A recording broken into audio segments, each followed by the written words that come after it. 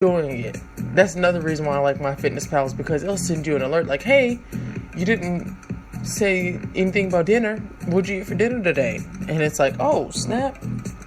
True, son. Let me go ahead and get back on here. So, MyFitnessPal, great app. Get on there. Add me. I'll talk to you. You can talk to me. Whatever. We'll get through this together, y'all. That's been Le Struggle. Alright, so I'm going to take another break really quickly.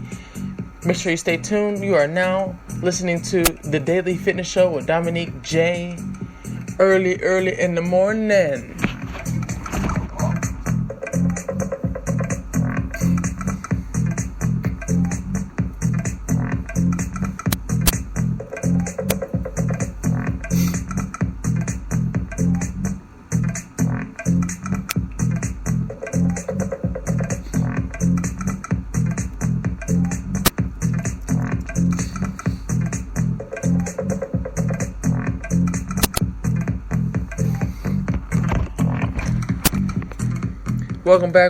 Welcome back.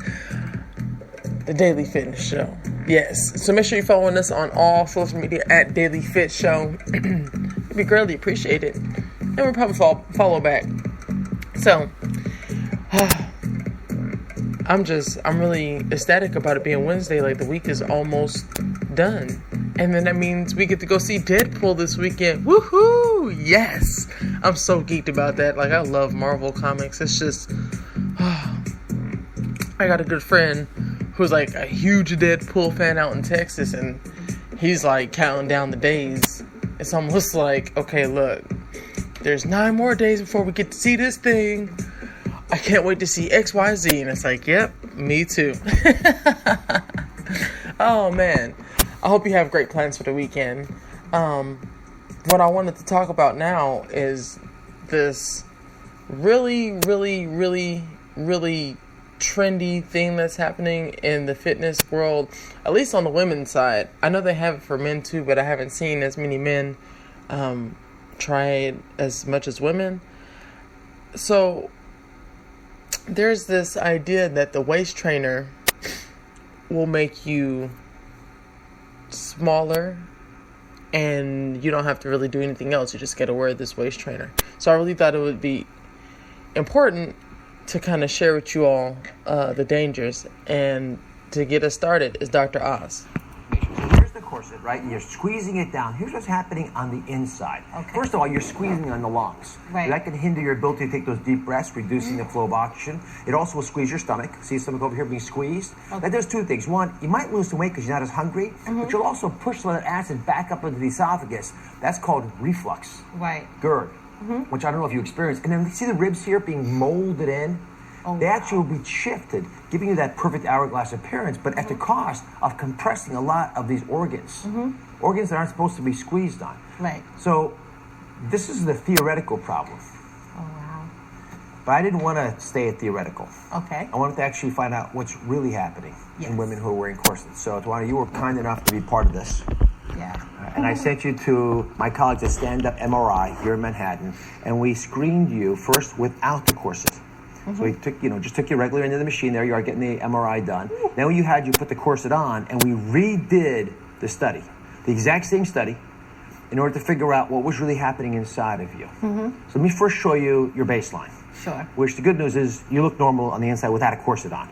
Right, here you are. There's your spine, right? Here's the liver over here, some of your internal organs, your kidneys down here. Now, those key organs where they're supposed to be, diaphragms right up there, where your lungs are, that black stuff up there are your lungs. That's your baseline. What do you think we found when we repeated the MRI with the corset on? Probably some contouring of the organs. I'm thinking. I don't know. I'm hoping it's not too bad. A little trepidation? Yeah, a little. All right. So here's the image after the MRI. Okay. It was done with the corset on. A couple comparison points. And we'll go through these carefully, and some of them sort of confirm what you're finding. Sure. Your waist size actually shrunk by about 2 inches, but at a cost. The diaphragms, see up there? Yes. They're pushed up about 2 inches compared to over there. The other solid organs, the liver, gallbladder, the kidneys, they're all pushed up. There's a kidney right here. It's pushed up with the corset here, squeezing everything to go up. Wow. It's also squeezing all your intestines, stomach over here, and Let me point something out that I was really stunned by. Okay. You see the little indentations here in the liver? Yes. See these they're not over there. See the liver over there is smooth? Oh, These yeah. are little bites here. Right. Yeah, that's the rib cage literally being shoved into the side of the liver. Wow. I never actually imagined. Thank you, Dr. Oz. I appreciate you and your time this morning. All right, you guys. So the verdict is in. The waist trainer can be a very dangerous thing. Over time, it's absolutely just ridiculous. Especially when you have folks that's wearing it for long periods of time. Just, I know it's very appealing. Hell, I've owned a couple in my life, but it's not really worth it. It's not really worth it, especially because when you wear a waist trainer, you don't, it's almost like a knee brace for your waist.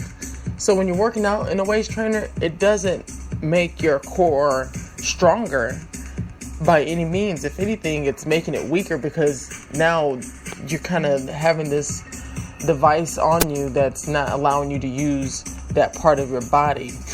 And I mean, if you're going to wear it underneath the outfit so that you can have like the perfect figure, boom, boom, boom, done. That's fine.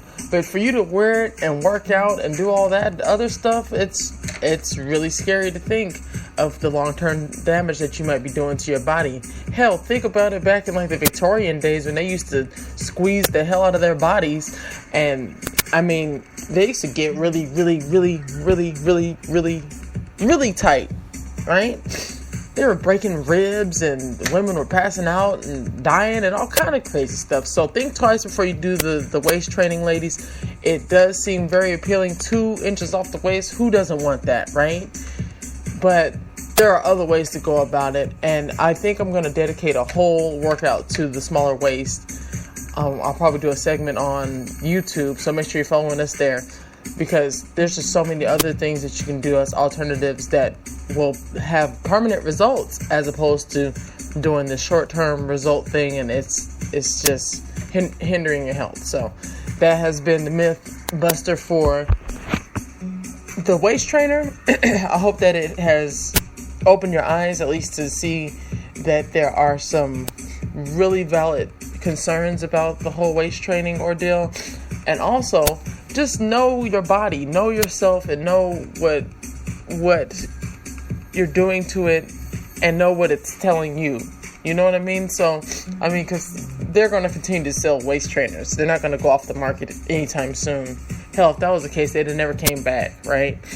But you know you, and you know how your body feels without it on. Think about how it feels when you put it on and when you take it off, because that was one of my major things is when I took it off, I felt super hella weak, just weak. So I don't like that feeling, especially seeing that I've always been very, very proud of my core strength. So that's just my 2 cents, and Dr. Oz giving us the real. So moving on.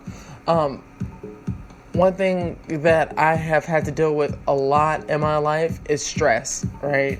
And what I realized is that I do a lot of stress eating, which I think a lot of people could relate. It's like, oh my God, I'm stressing out. Let me just eat a whole cake. Boom, done, right? Well, we have to curb those habits, because those habits make us have big waistlines, right? So I wanted to share with you all some things that I'm practicing now. I'm actively practicing now, and things that have previously worked for me that I'm trying to get back into the swing of doing, right? So when I get super stressed out, one thing that really, really helps is to write out how I really feel that's making me stressed out or whatever, right? And sometimes when you write it out, you get to see, like, it's almost very scary, because you see it from like another perspective. Because once you write it out, it's almost like, all right, it's done resonating in your brain. So then when you read it, you're like, oh crap, okay, there's a solution for this, you know? And I think that's really awesome. It's almost like reading your story from another perspective. but it's still you. Ooh, what kind of magic is this? Just kidding.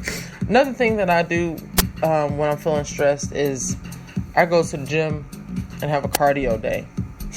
Saturday was a cardio day for me. I went in there for 2 hours and just beat up on the body a little bit. But what happened after like the first 20-30 minutes of working out, I started feeling better. My mind started clearing up. I was able to like see things from a different perspective and, you know, kind of widen my perspective on the things that were making me stressed. So I think that's really awesome. Do extracurricular activities. So like last Thursday, I went and played tennis with a friend, and I haven't played tennis since I was like, I don't know, 13, 14 years old.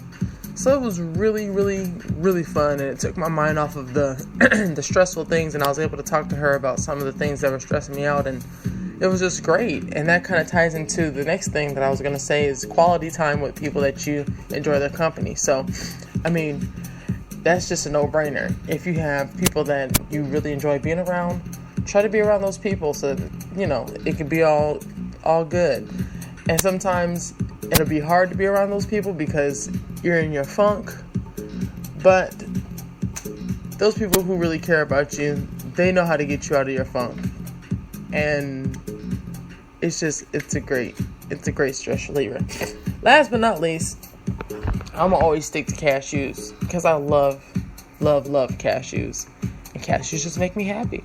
So maybe you'll have a healthy food that makes you happy, but cashews have been proven to make you happy and be mood enhancers. It's absolutely phenomenal. So, oh man, look, it's already about to be our 30-minute mark. Where does time go when you're having fun? I don't know.